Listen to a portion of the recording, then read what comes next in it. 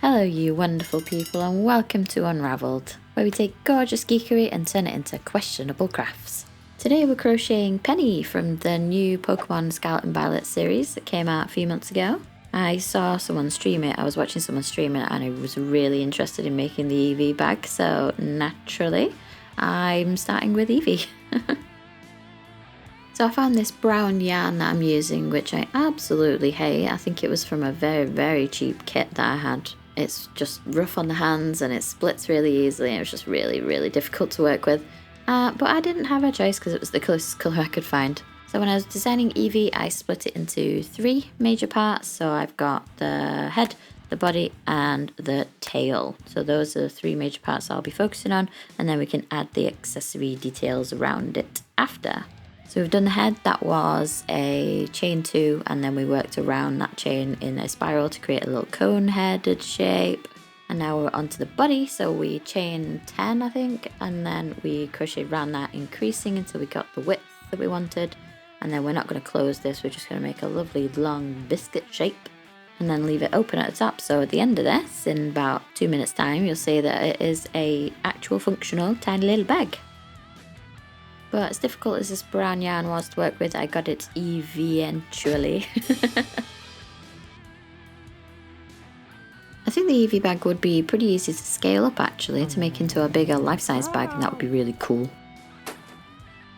And the tail is just a leaf shape that I modified from Bulbasaur, so if you want to see how I made the leaves, you can check out the Bulbasaur video. I'll leave a link down in the description if you want to go and check that out after this one. Oh, pretty easy to scale up. That's such an obvious joke and I missed it. I'm so disappointed in myself. I have to apologise. I do apologise profusely. Moving on to Eevee's tail tuft. I couldn't figure out for the life of me how to do a smooth colour change between the brown and the white. So I've double crocheted into a magic ring all the way around and then done 3 half treble stitches into an individual stitch to create the ruffle effect around the edge.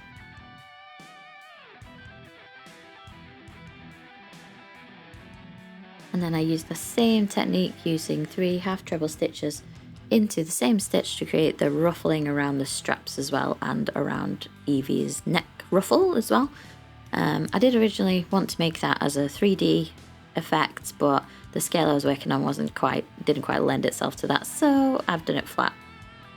And then to finish off the strap, I just double crocheted 2 stitches to make a strap at the back.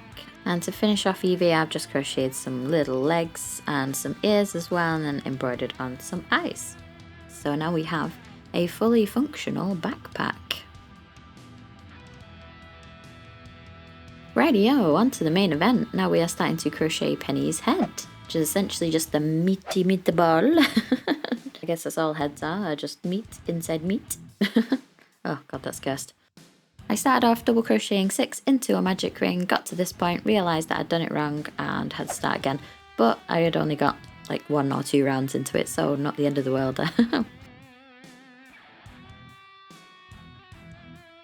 As usual, to make round things round, we double crochet all the way around, increasing evenly on each round so we can get it to this point where it is a dome.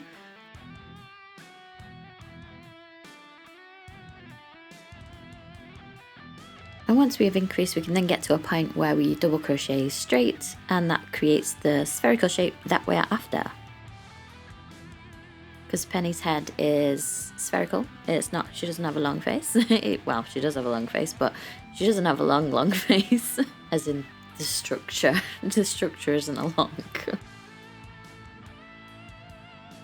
With every human figure I have designed, I have only done the sphere and stopped short of closing the sphere entirely, and then left it at that. But when you add that onto a body later, it just looks like you've got your shoulders around your ears and not really got much neck.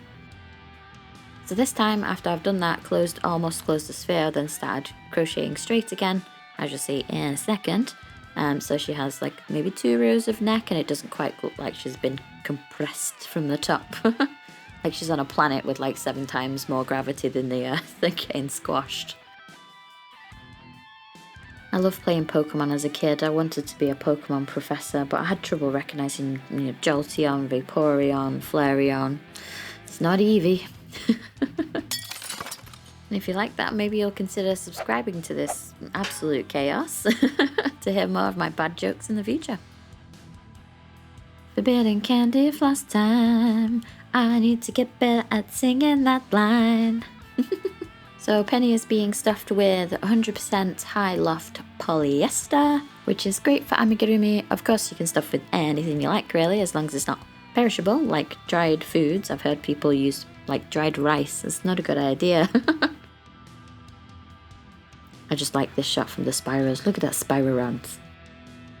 I think the hair was the most frustrating bit of all this design. This whole design was pretty much difficult to begin with. It was very detailed and it took me a really long time to crochet everything. Then I had a lot of editing to do because there's 20 hours of footage I had to go through and I gotta work. So this is actually taking me a lot longer than it would have usually have done on a simpler design, and the hair was not giving me any breaks. There were a couple of options that I could have done that I had in my head. I could have used the yarn, so I could have just used the straight yarn and tied it onto the individual stitches and then used that as the hair. But I don't really like that approach. It's time consuming, and for shortcuts you can't really get the hair detail that you want.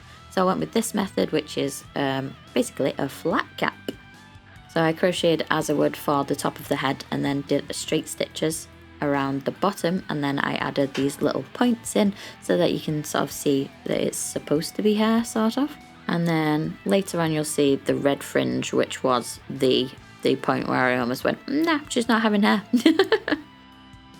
So now we're on to the body. So I'm going to make the body all in one piece, so there is no sewing required.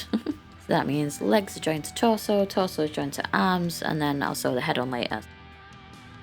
So the legs are made by double crocheting 6 into a magic ring and then increasing on each round until I had the size that I wanted, and then just crocheting straight from there. So I changed colour twice. I changed the colour first time into grey for the tights, and now I'm changing into black for her shorts. Me being me, I forgot that I was also using a black background, so you couldn't really see what I was doing.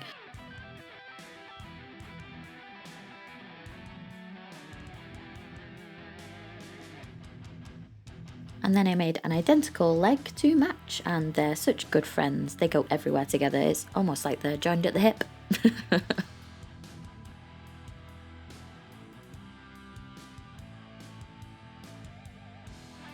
So I tried to join them together where the colour differences were, so where I changed from the tights colour to the shorts colour, because I work in continuous spiral rounds, so when you do that you get a little offset where you've changed the colour. And this way it means you can't really see the colour change.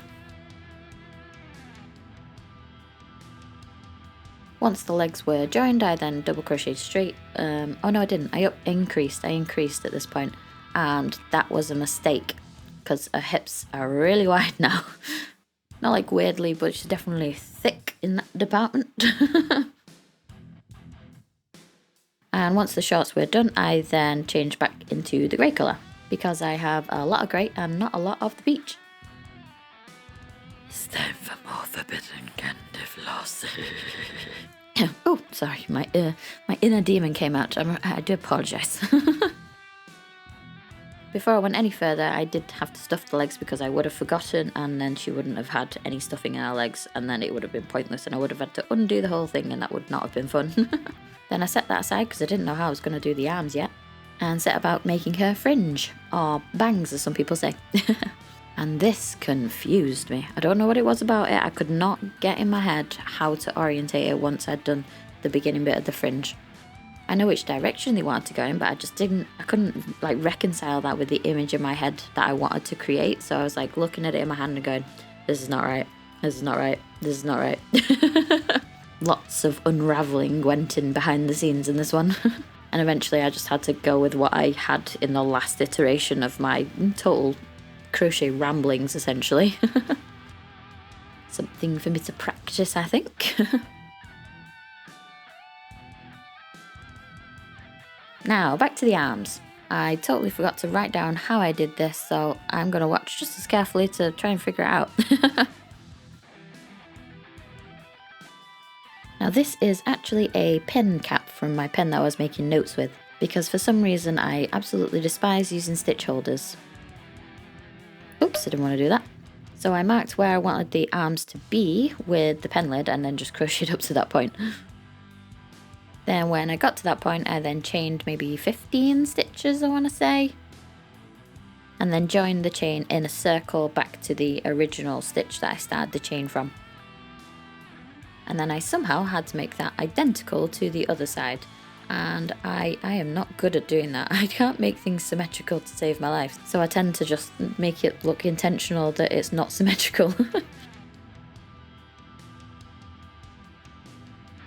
This is me visualizing how many stitches I do need for the arms, and I decided to take some of the chain stitches out because I had too many. And I thought the arms were going to be too wide. I wanted it to be a similar size as the legs.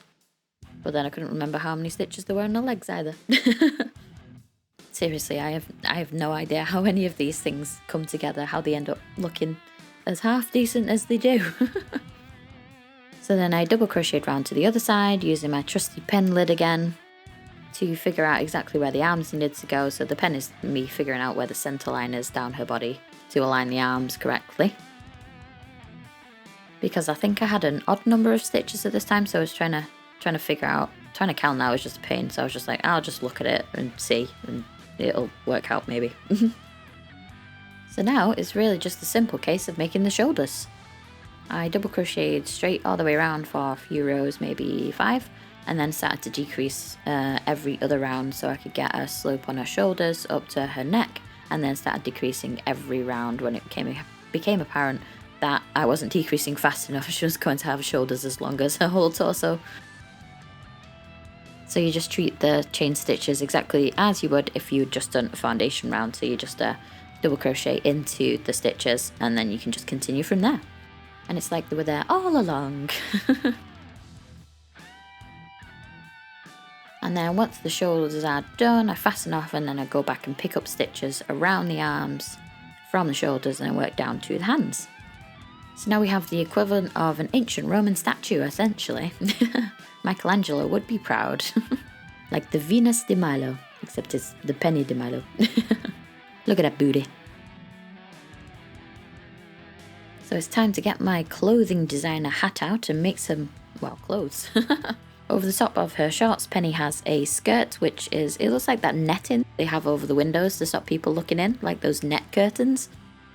And I could have used that, but I decided to use a ribbing stitch by double crocheting into the back loops of every stitch whilst I was doing a flat crochet. So it looks like the pleats of the skirt. And then joining that together so I didn't have to sew anything into an actual skirt.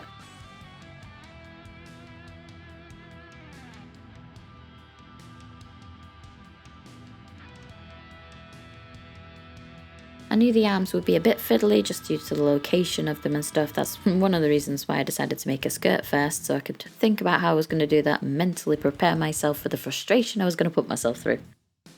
So I just pick up stitches around the outside and it's just double crocheting the amount of stitches that I had. It might have been 20, 20 stitches around, something like that.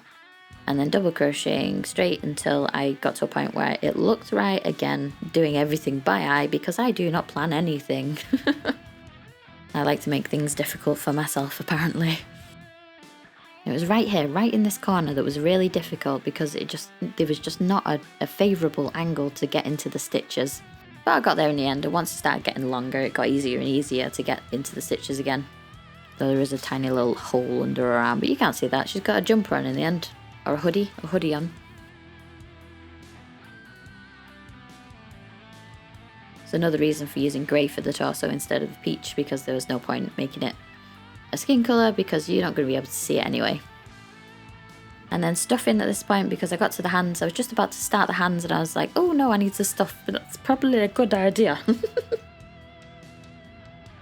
And then the hands are just a decrease, as I usually do, decrease every round until it was closed basically, because I don't think I even had a favourable amount of stitches for an even amount of decreases. I just decreased every other stitch, because the usual process is to find a number of stitches to use that is divisible by the amount of decreases you want to do in that round. And I usually end up losing stitches along the way anyway, so even if I do plan it out, I end up not being able to do what I planned either, so maybe that's a good thing. And then, just like bad things, arms come in pairs. And this time, symmetry is probably a good idea. Though one side of people is typically bigger than the other, so it depends how real you want to make this. Getting out my blank sheet of paper so you can see the hoodie, only big budget technical effects here. I should really buy another colour tablecloth.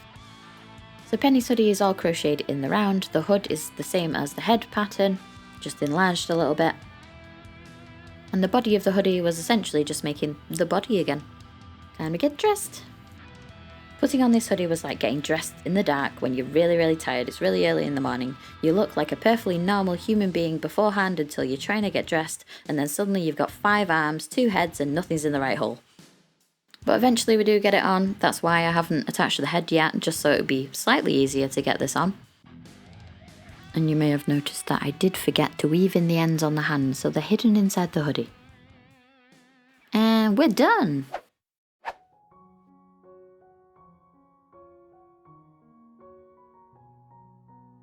Thank you so much for watching. If you enjoyed this video, maybe consider giving it a thumbs up and subscribing if you want to see more of my crochet blunders. But whether you're a girl, a guy, non-binary, hi, or just passing by, I appreciate you so much, and I'll see you next time for more Unravelled Chaos.